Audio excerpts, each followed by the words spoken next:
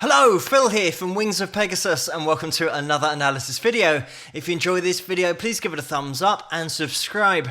On the agenda tonight, we're going back to 1974. We're going to be taking a look at Gene Pitney and he's going to be performing Hello, Mary Lou. So let's get Gene up on screen and see how he gets on.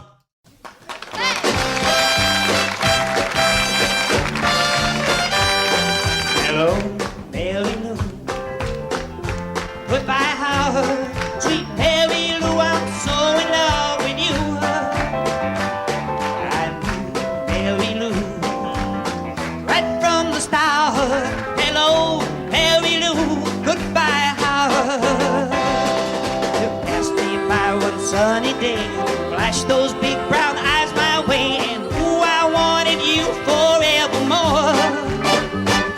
Now I'm not one that gets around, till my feet stuck to the ground, and though I never did see you before, I said hello, Mary Lou.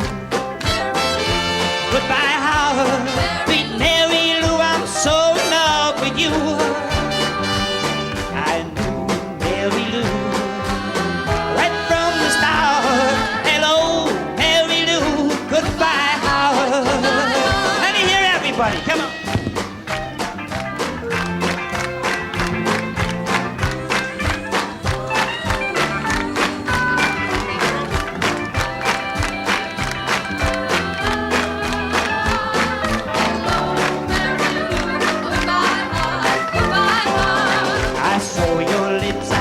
Your voice, believe me, I just had no choice. While the horses couldn't make me stay away, I thought about a moonlit night, arms around me good and tight. That's all I had to see for me to say. I said hello, Mary Lou.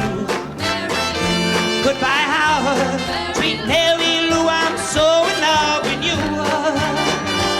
I knew Mary Lou right from the start. Hello, Mary Lou.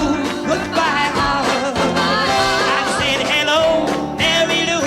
Goodbye, how. And there we have it. The thing about this performance, if you're watching this anywhere other than the UK, it might seem a little bit weird of a setup, but this was what gigs used to be like, going down to your local pub and club and seeing somebody perform.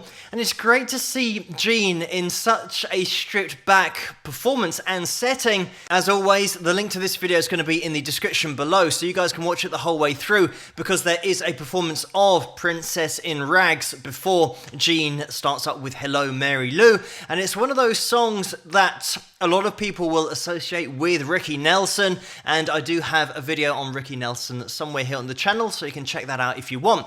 But Gene was such a prolific songwriter as well as a great singer and an instrumentalist as well, being able to play several instruments, a multi-instrumentalist. So it's one of those things that might fly under the radar when you're just listening to him sing, not knowing the skill set that he possessed. Just to give a reference to the timeline here, because it's 1974, and this is around the time that Gene is massively successful in the UK, and at the same time, the mid-70s, he would then experience massive success in Australia.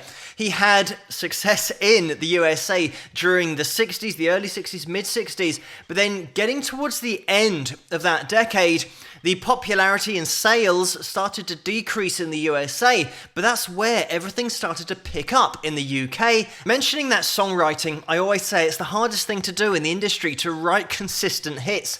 And if you can do that, you will be the most in-demand person in that industry. But Gene also wrote Rubber Ball and He's a Rebel, which was performed by the Crystals, as well as this song that we just listened to, Hello, Mary Lou, and that was Ricky Nelson. But having such an ability for songwriting meant that he could have just stayed in the studio and written songs, but he had the ability to get out there, perform and sing. And it's something that I want to put under the spotlight tonight, his vocals from this performance, but just in general, just to point out some of the things that made Gene's voice so unique. So first of all, listening to Gene's vocal, He's got that country twang in there. There's just a hint of it. And he was influenced heavily by country music when he was growing up, also the blues, and he was an avid doo-wop singer in his youth as well. But you can hear those influences in there, especially at 5 minutes and 26 in this performance, because he just allows his voice to flip up into head voice. It's a classic technique that you hear in country music, just letting the vocal cords just flip up there, and it shows how relaxed those vocal cords are because he's not forcing out high notes. It just happens to appear because of that relaxed configuration of the vocal cords. Another thing that made Gene's voice so unique was where his voice sat in relation to the pitch, but also where he allowed his voice to resonate. Because it is such a head voice sound, he gets a lot of resonance from his resonance chamber, his head, rather than having a lot of body in the sound from chest voice, which means that you get a lighter vocal quality, but also it lends itself to the higher notes in the register. So it means that Gene's voice, where it sits at that pitch, if he was trying to put too much chest voice into it, it might start to sound strained. Pulling up chest voice is something that I'm sure you've heard on other channels, and it isn't seen as desirable for particular sounds and tones. And especially in mainstream genres of music, you might have in hard rock and metal singers that are pulling up chest voice to have a really full-bodied sound, and blues singers as well, in order to get that connection with the audience and with the lyrical content. But for a more mainstream pop sound, you'll find that singers tend to lean towards head voice more than chest as they ascend. So the idea is to have that gradual handoff from chest voice to head voice, so that you don't start pulling chest too high and damaging vocal cords, forcing out notes, putting too much air across those vocal cords.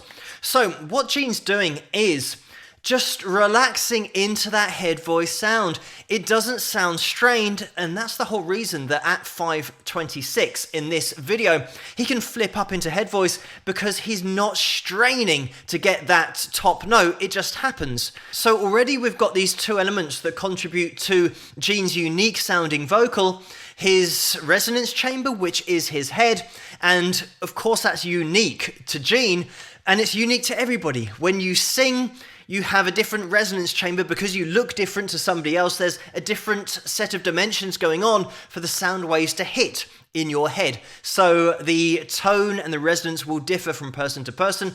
It's why when I talk, I sound different to you when you talk, because of the resonance chambers. But the second thing that Gene had was that pitch, and where he allowed his voice to resonate in the head rather than bringing up too much of that chest sound, which allowed him to freely navigate the top end of his range. This brings me to the point where we look at the one technique that Gene uses more than any other vocal technique that is his stamp of personality on his vocal sound. And it's the same with any instrumentalist who might play a lead solo. It's vibrato. It's the one thing that puts your personality into your playing. And the really interesting thing about Gene is he uses vibrato exclusively sharp of the note that he's singing. I have mentioned this before in other vocal analysis videos that I've done, where we have these different styles of vibrato that are often dependent on genre, but they do cross over depending on the artist and their preference and what they just tend to go to. But we've got the below the note vibrato, so you've got your pitch, ah, and you're just dipping below the pitch and then coming back up to where you started.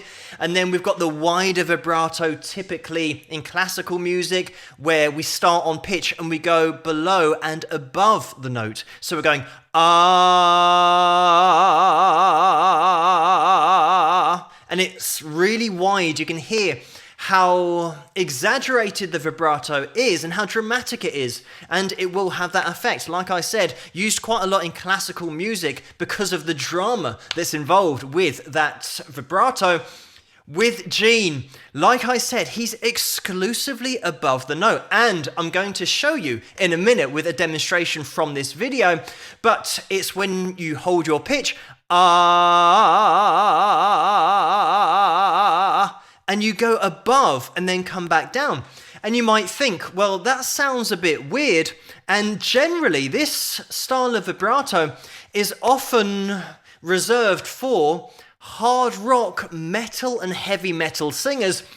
All of the top heavy metal singers have that ability to go above the note and almost sound classical. They sometimes dip below as well. So the technique for a great heavy metal vocalist is actually very similar to the technique that classical singers use. But that's a whole nother video. And that's why when singers do start to go above pitch in mainstream genres, their voice has such a unique quality to it. It's something that I mentioned about David Bowie. When he goes above the note with his vibrato, it's so unique sounding that he only sounded like himself in exactly the same way that Gene only sounds like himself when you add in the vibrato that is so unique to the already unique resonance chamber and head voice sound. Another thing to mention is that when I did that vocal demonstration, you might have thought it sounds dramatic, and it doesn't sound like Gene's vibrato in this performance.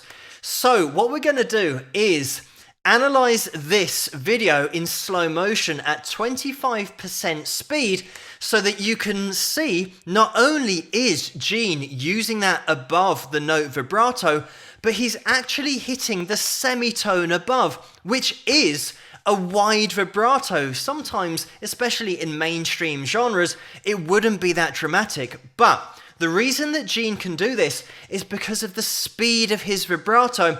It is so fast in frequency, he's only touching that semitone above for a millisecond, but he definitely does.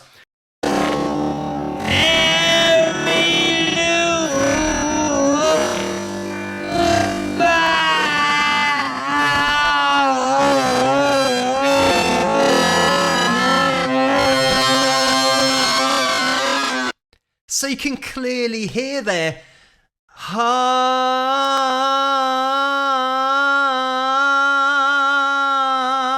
a semitone above the note that he's singing. And I know that it sounds weird to listen to a vocal so slowly, but it really does signify the use of vibrato and what is going on with Gene's voice. You would never notice that at full speed. It's only when you slow it down you will hear Gene's vibrato always doing this. He went exclusively to the note above the note that he was singing. So once you add all of these things together, his multi-instrumental ability, his songwriting ability, and then his unique delivery of a vocal and his choice of techniques, but not only that, the way that he delivered the techniques in such a different way to other singers, it means that Gene's voice alone stood out. It was different. It had such a unique tone to it, like I've already mentioned, placed in that head voice space.